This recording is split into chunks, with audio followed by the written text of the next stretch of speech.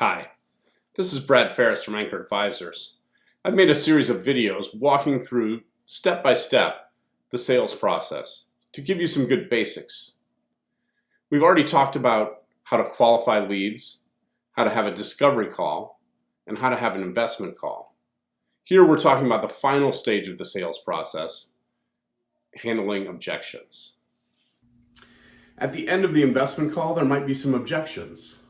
Wow, that's a lot of money. Or, when I'm going to spend money like that, I need to talk to my spouse, or I need to talk to my business partner, or whatever it is. Sometimes they may ask you for references, or, they're just unsure about, are you really the right person to do this work? So handling objections is a thing that you want to do while you're on the phone. You want to get those objections out, because if they're in their mind, you want them to verbalize them so that you can deal with them on the call. So if you see that they're hanging back, you might even ask for objections. Well, is there anything that's kind of holding you back from saying yes? Well, now that you mention it, it's a lot of money.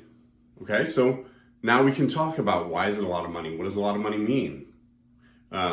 We have three options here. Were all three of them too much money? Well, no, the lowest price one is in the price range that I want, but I want some of the features or things that you're offering in the higher price one. Okay, now we're negotiating, right? I need to talk to someone else about this. Well, I can understand that. I have the same kind of agreement with my business partner or spouse. As you go to talk to them, what kind of things are you going to say? Like, how are you going to present it? And do you feel like they're likely to say yes or no?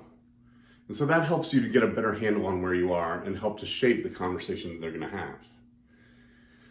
have. What if they ask you for references? So I usually welcome that, because I know if I connect them to my references are going to say great things about me. But I don't want to waste a lot of time with my references on people who are just afraid to say no and are using that kind of as an out. And so I'll respond and say, I'm happy to have you talk to my references. I just want to make sure that's the last step in us working together, is for you to check my references. And if everything else is already checked off and all you need to do is check references in order to say yes, great, then let's connect you on those phone calls.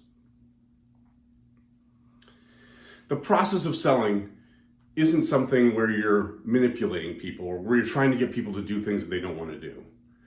As I said at the beginning, I don't even know if that's possible.